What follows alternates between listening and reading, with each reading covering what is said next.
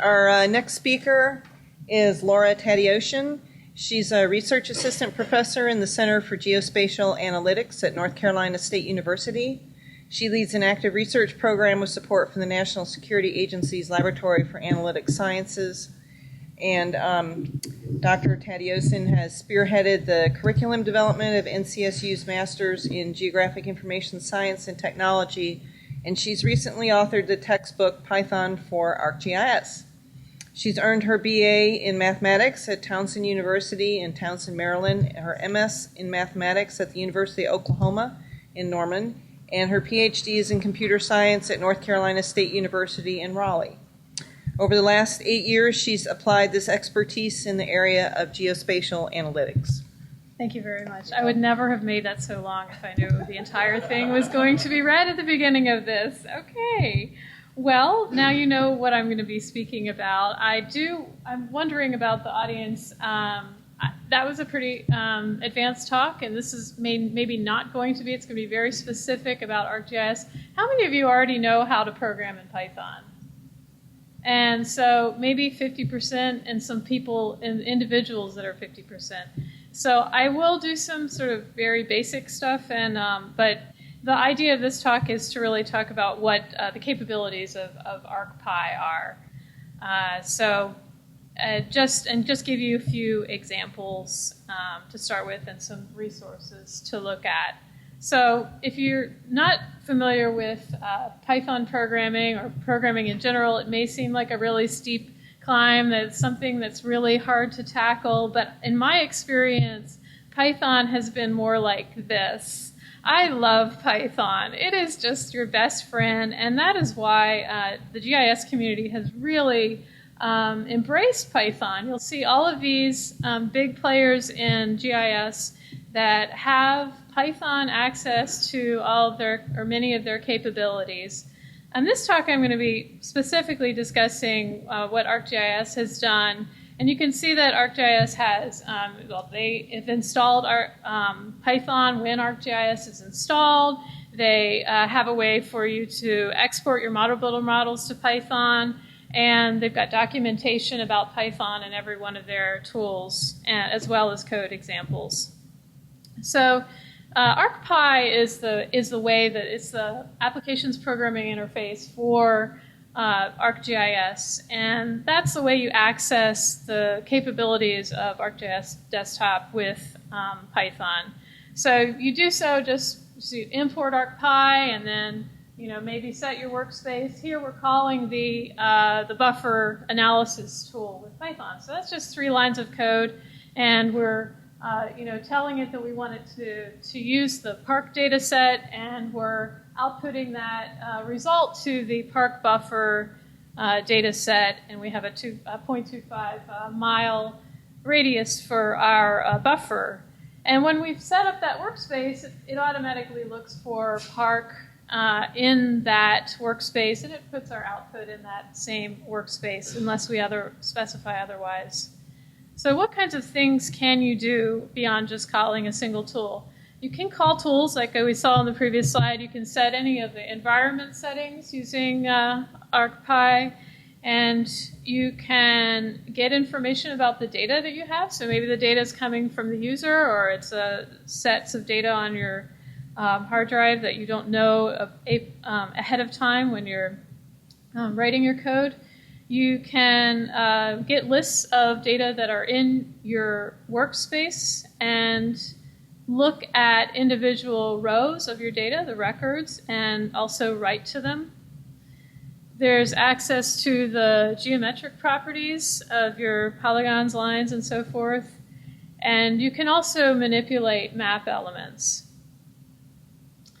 Finally, they've added capability to create GUIs with Python. With Python toolboxes, you can do that entirely with Python without using the graphical user interface to create those. So all of that is available when you import arcpy. Now, if you're not a programmer, you may be wondering, what is she talking about? What is batch processing? So thank you for laughing. So what is batch processing? Well, we're talking about productivity here. We're talking about if you want to do the same thing on multiple files, if you want to do the same thing to multiple records, you want to do the same thing to multiple directories, you're going to be doing batch processing, because that's going to make it much easier than doing it by hand over and over again. That's the motivation for learning scripting languages like Python. Although I must say it's very powerful. Once you learn it, you're going to be using it on all kinds of other things. So since some of you in the room are Python programmers, I'll just quickly just want to say what we do to do batch processing. We use either what we call a for loop or a while loop. For loop is kind of this magical thing in Python. It doesn't look like it looks in any other languages because they've set up this, it's a little weird because what it does is you have a list of things or a sequence of things, and you put a variable in between the word for and in, and then it magically sets that variable to each of the values in the list sequentially. So the first time I go through this loop, I'm going to have data1.shape as my value, second time data2, and so forth. It's going to loop through sequentially, so what this piece of code right here is going to do is it's going to print those four file names. So that's pretty stupid. Why do we just want to print things? No, actually what we want to do is we want to put tool calls inside of that loop. Okay, we want to actually do something to each of those files, and that's the power of it. One more little thing that we sometimes want to do is we want to get a list of numbers because we want to do numeric, we want to loop through numbers. So Python has a nice built-in range function which allows you to specify beginning and ending, things like that, and it'll give you a list of numbers. So if we say range of -10 to 3, it goes from -10 up to, but not including 3. Kind of tricky how they do inclusive on the left end, exclusive on the right end. Not sure why, but so if you wanted to get, say, this list, 1, 2, 3, 4, 5, you would start with a range function that starts on the left with 1, ends on the right with 6. Okay, so then we can put those two things together. We can combine that range function and the for loop and make it do things on numbers. Instead of having to write out the numbers 1, 2, 3, 4, 5, which isn't that bad, but if you were going to write 100, you certainly wouldn't want to do that. You can use the range function. So all of this is to work up to the next example, which actually has an ArcGIS example, which uses the range function in the for loop. So what we want to do here is, suppose you want to create, call that buffer tool, but call it for different buffer values. So 1 mile buffer, 2 mile buffer, 3 mile, so forth. You can do that by using a script like this. So you've always got to import arcpy, so you can use arcpy functionality. Then you can set your workspace. This means it'll look for the data that's in this workspace. And we're actually setting up an output directory on line 6. I don't know if you can see my cursor when I move it. Oh, no, you can't. So I'm pointing and you can't see what I'm pointing at. Okay.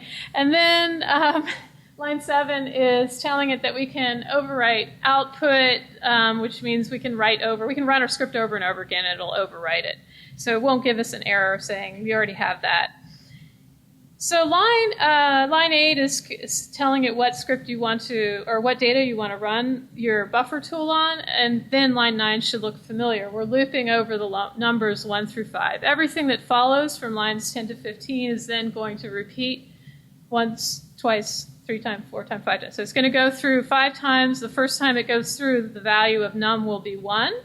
So on line 11, we'll be creating a buffer distance, a string that holds a buffer distance of 1 mile. Next time we go around, it'll be 2 miles, and 3 miles, and 4 miles, and so forth. And then on line 13, we're actually creating the output name. Buffer 1, buffer 2, buffer 3, because we want to have a different name, otherwise it'll just create one output and write over and over again.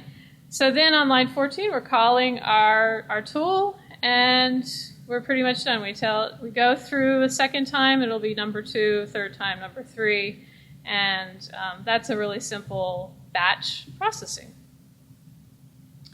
So how are you going to know how to call those tools? Well, there's online help that's pretty easy to use. You can put the name of the tool into the help box, call that up, bring up the most relevant one. We wanted to use the buffer analysis tool. And on that help page, if you scroll about halfway down, you'll see syntax.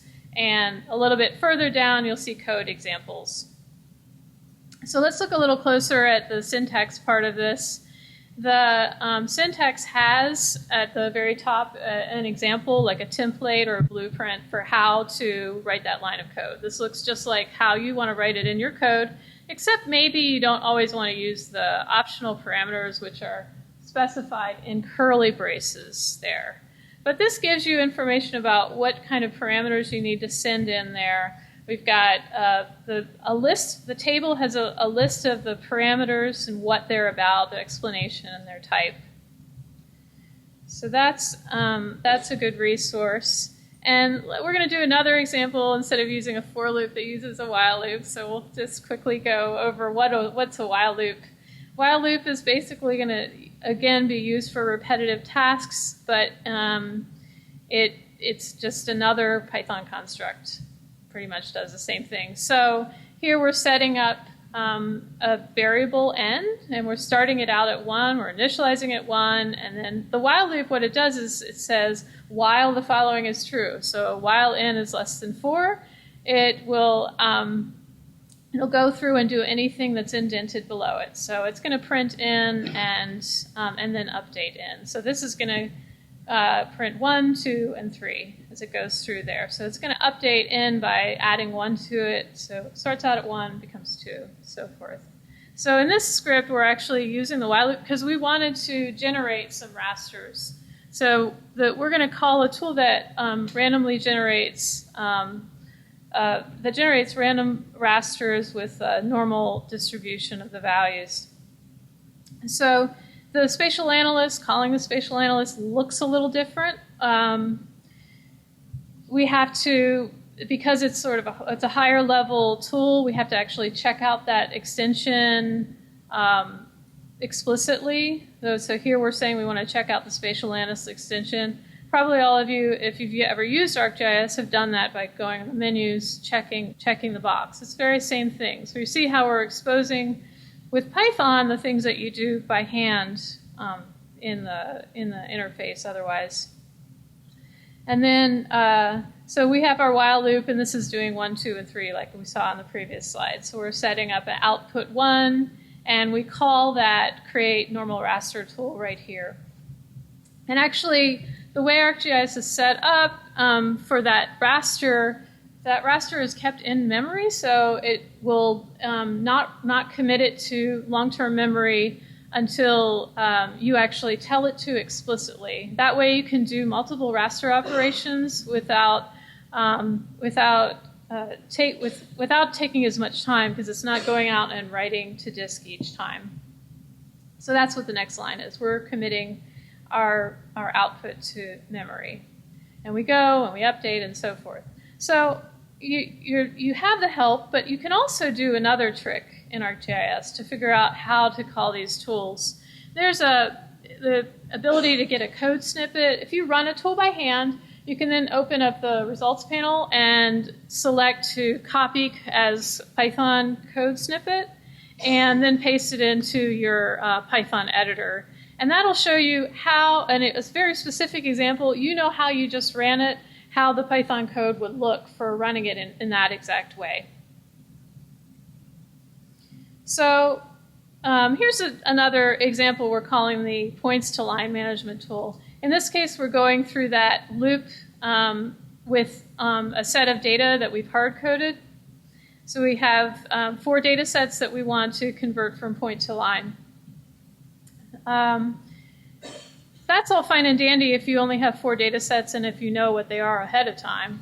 But probably that's not going to be the case very often. So that's why there's a set of methods for getting lists of the data that you have in your workspace. So you can call these kinds of tools that start with the name list, and they'll return the type of data that the name of the tool says. So you can get lists of data sets, lists of feature classes, rasters, and so forth.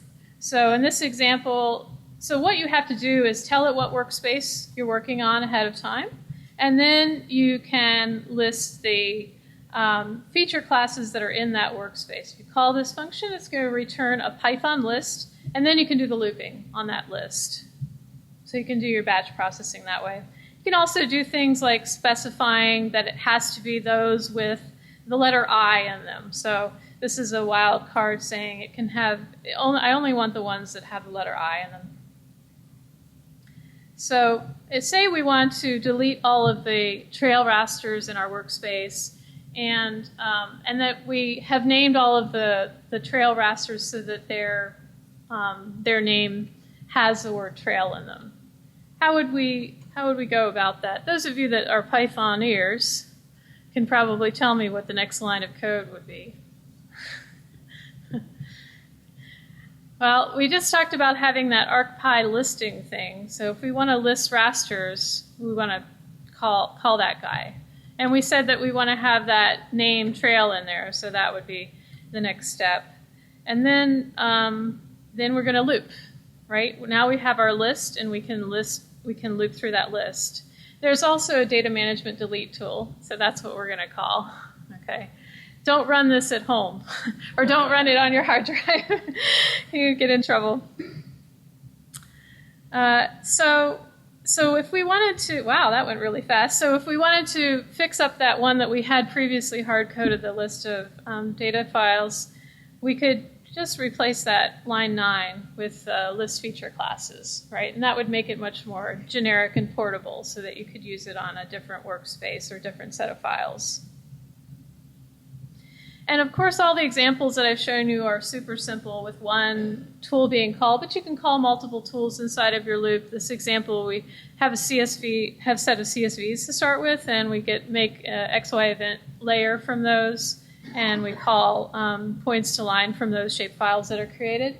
And then afterwards, we intersect all of those lines. So once you learn sort of the basics, then you can build on it and do more complex workflows. You can also export model builder models to Python scripts, although sometimes the exports are automatic, so you have to know a little bit about what you're doing in order to get those to work.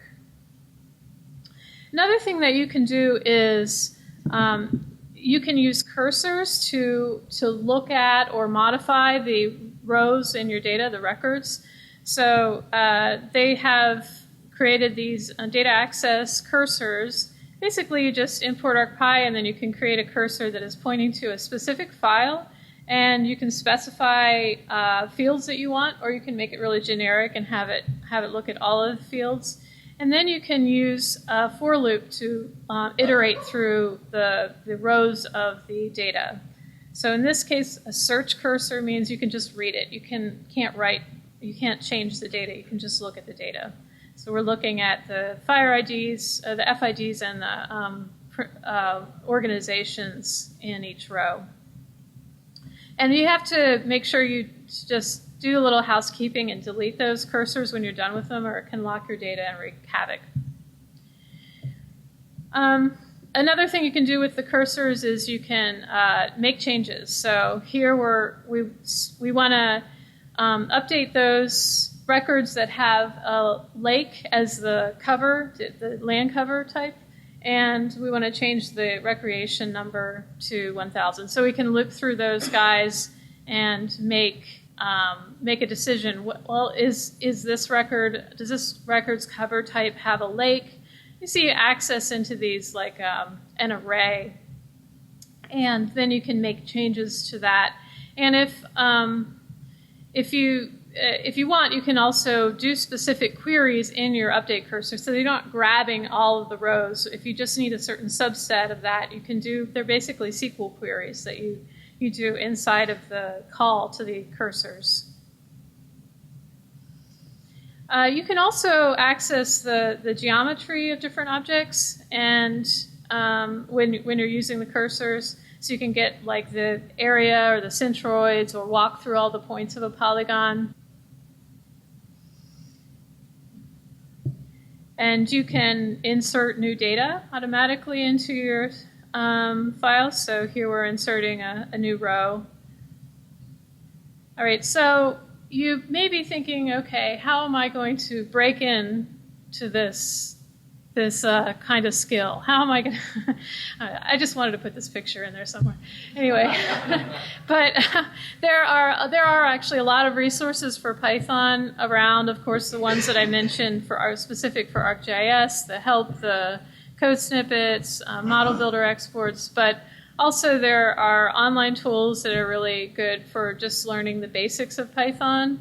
And there are some local and national groups that would love to meet up with you and help you with your Python skills. There are also lots of conferences going on where there are lots of Python people hanging about just waiting to talk to you about Python. And then there, of course, are virtual resources. I personally, when I start to learn a new skill, like to sit down with a book. Maybe I'm old-fashioned. Maybe I'm just old. Anyway, there are a couple of really great books out there, and you'll see that I have a certain preference for one of those books because, well, it has my name on it, and I think it's great. But I feel like I wrote the book. It's based on a lot of years of classroom experience about what people get confused about and what they need, what exactly they need to learn to do the things they want to do for their GIS processes with ArcGIS. So I included a whole bunch of loads of sample scripts, sample data, and lots of exercises. Also, lately I got a grant and we built a tool for where you can upload your answers to the exercises from the book and have it give you automatic feedback. That's what Pi for All is. So this discussion has just merely touched the tip of the iceberg on what you can do. Hopefully it whets your appetite for learning more about this. And I will be at the poster session as well if you want to chat with me privately about ArcGIS, Python, or Python in general. Thank you very much.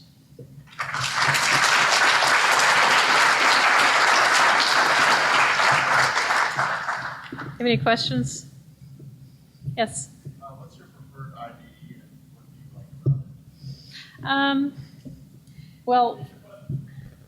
it? So the question was, what's your preferred IDE and what do you like about it? So I teach, the class that I teach, because everybody's starting out from no Python and they're learning a lot of things at once, I use Python Win. And what I like about it is that it doesn't have a lot of wingdings and things to learn in a new project.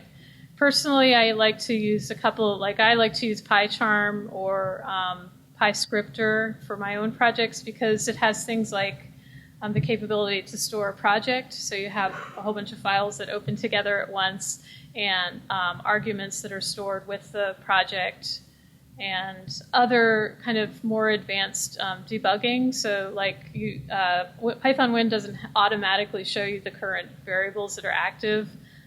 Most debuggers do. And here comes another Python guy, I think. Oh, one more thing. A prize to anybody in the room who didn't already talk to me right before the talk about who can tell me where all my pictures, what location my pictures were taken from. All the pictures in the slides. What country? I hear Greenland, I hear Iceland, any other?